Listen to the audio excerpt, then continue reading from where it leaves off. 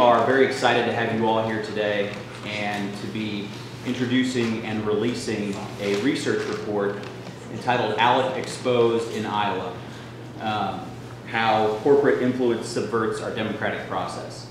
This 54-page research report has been an ongoing effort of our organization, Center for Media and Democracy, Common Cause, and People for the American Way for some time now. And since Progress Iowa was formed a little over a year ago, much of our efforts as far as educating the public has been to educate folks about the dangerous influence of the American Legislative Exchange Council, otherwise known as ALEC. As some of you know, and I'm going to let our expert panel here talk a little bit more about this, but ALEC has a significant influence over Iowa legislators.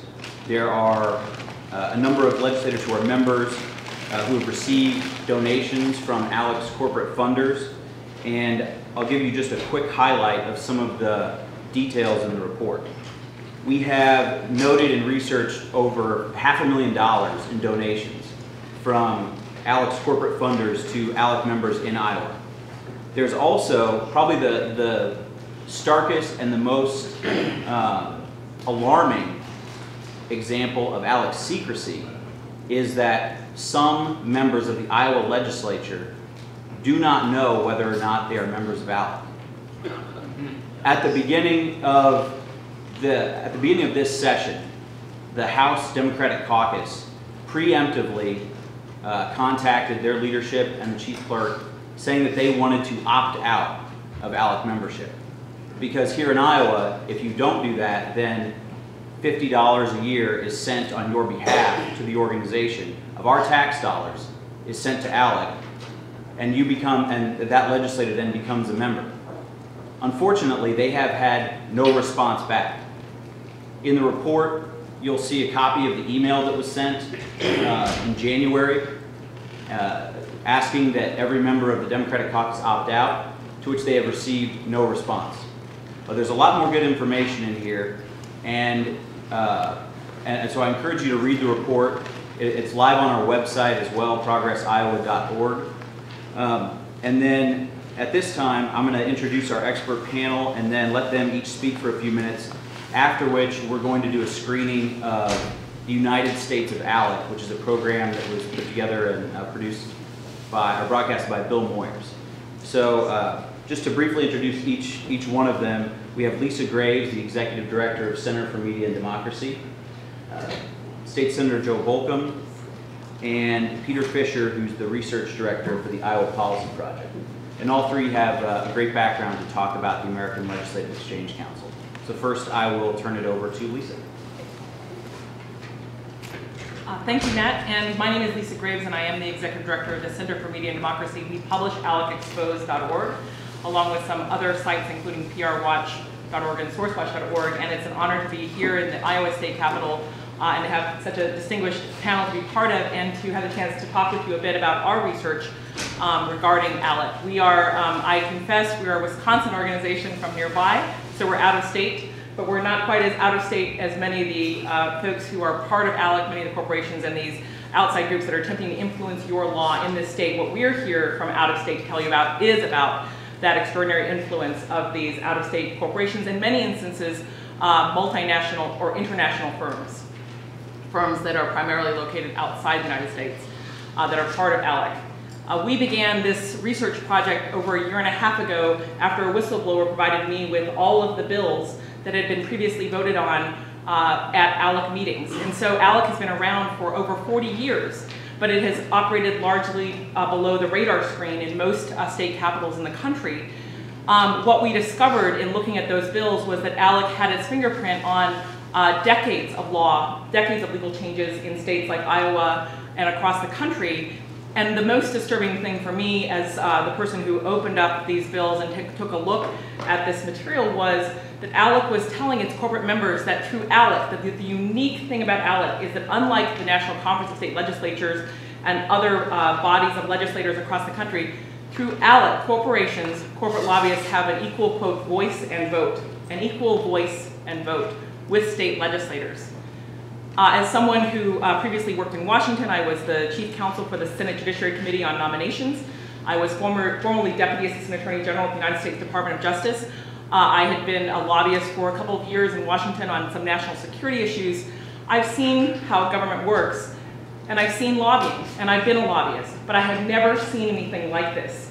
What we discovered in our investigation was that through ALEC, elected representatives from Iowa and other states go off to fancy resorts where they meet behind closed doors, away from the press, away from the public, and they actually meet around a table like this at a hotel. The corporate lobbyists vote on bills that they want to become law, bills that they want to get introduced in state houses and enacted into law, and legislators vote, and they vote as equals. To me, that was shocking.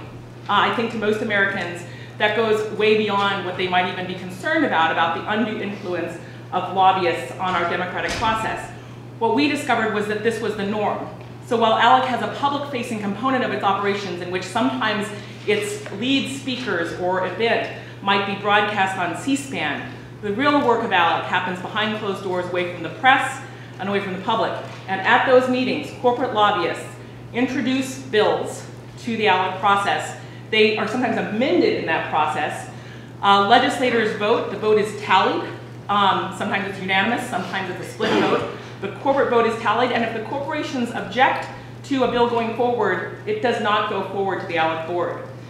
The ALEC board is made up of both corporate lobbyists as well as politicians, but under ALEC's bylaws, only the politicians ratify the decisions of the task force. So what ALEC will say is, politicians have the final say.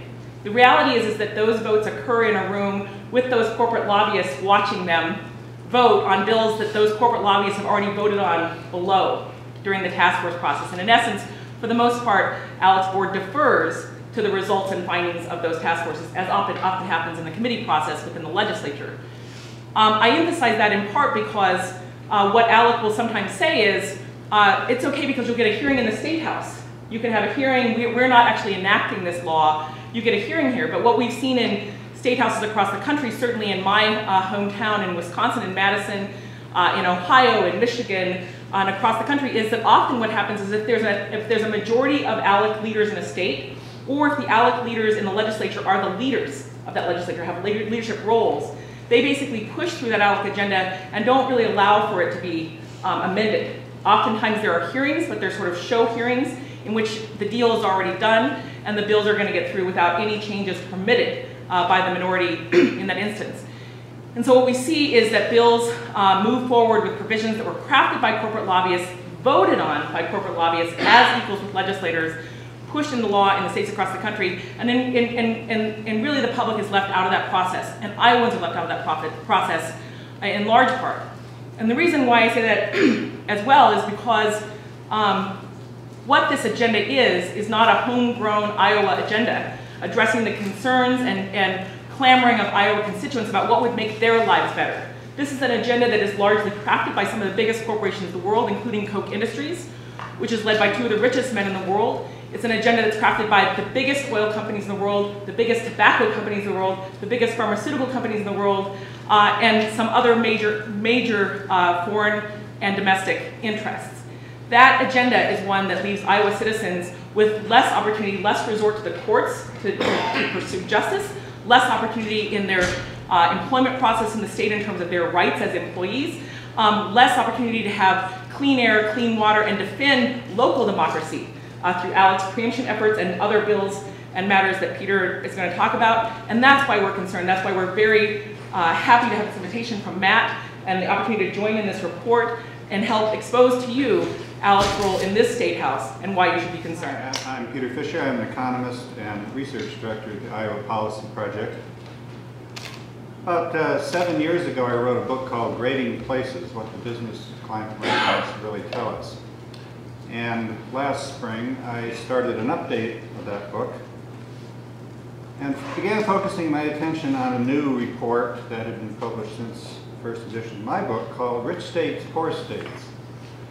This is a volume published by ALEC every year and authored by the economist Arthur Laffer, the inventor of the infamous Laffer curve. What this report does is rank all of the 50 states on the basis of how well they conform to ALEC's and Laffer's list of 15 state policies that they allege will lead to state growth and prosperity. So if you didn't know anything about ALEC or about this publication, you might think they'd be talking about some things that we know really do matter for growth and prosperity, like public education, investments in infrastructure, better training of the workforce, etc. Instead, what you find is a set of prescriptions focused exclusively on tax cuts, especially progressive taxes, shrinking the public sector, and measures such as eliminating the minimum wage that would suppress wages. Well, since 2012, this is the 5th anniversary edition of Rich States, Poor States, I decided to see just how well this economic outlook ranking, which is what they call it, how it actually performed, because this is states ranked on how well positioned they are, according to ALEC, to achieve growth and prosperity. So let's take a look at how well those states that ranked really well, how the states that ranked poorly actually fared in the 5 years since ALEC first came up with its ranking. Well, what I found was that there is virtually no relation between how a state ranked according to ALEC, in other words, how much it pursued tax cutting, public sector shrinking, and wage suppression. No relation between that and how well the state economy performed in the subsequent 5 years. I wear 2 hats. I'm a member of the Iowa Senate, but I'm also the board president of a group called Progressive States Network. It's a group that formed in 2005, frankly, in response to the growing power of ALEC across the country, to essentially be able to drop 20 or 30 bills in 20 or 30 different states and generate a national narrative around kind of a corporate agenda that was anti-worker, anti-public health, and anti-community. And our group is nationally organized since 2005, working on healthcare reform, immigration reform, economic security, and tax fairness, as well as education, through a set of statewide working groups that provide support to progressive policymakers across the country, really an attempt to stem the tide of the corporate power that ALEC brings. It's interesting to be here at the state capitol here in Des Moines. I would note that Governor Branstad was one of the founding members of ALEC, and I guess it's no surprise that his agenda this session is focused, continues to be focused on corporate interests, whether it's giving away $110 million of hard-earned taxpayer money to a foreign corporation, whether it's his commercial property tax that will send hundreds of millions of dollars out of state to large out-of-state corporations, or his proposal to increase state tax credit spending by $65 million, again to large corporate interests, all while cutting things like an appropriation to the food bank, vetoing twice the earned income tax credit, a tax cut for people making less than $45,000 a year. And probably one of the signature issues of this legislative session is whether or not we're going to provide access to health care to working families in this state. So we have here at ground zero, really, in our governor's summit, that's been really influenced greatly by these corporate interests. It's pretty clear that corporate interests have way more power than they deserve in this process, way more influence. We have actually a tax code in Iowa full of special interest goodies. And annually, we continue to see ALEC-generated bills. Let me cite just a couple, not this session, but to show the power of these corporate interests. A couple years ago in Arizona, SB 1070 was a bill that was secretly developed by the private prison industry to try and pass some sort of immigration reform in Arizona, which really was a bill to try and fill more cells in prisons in Arizona.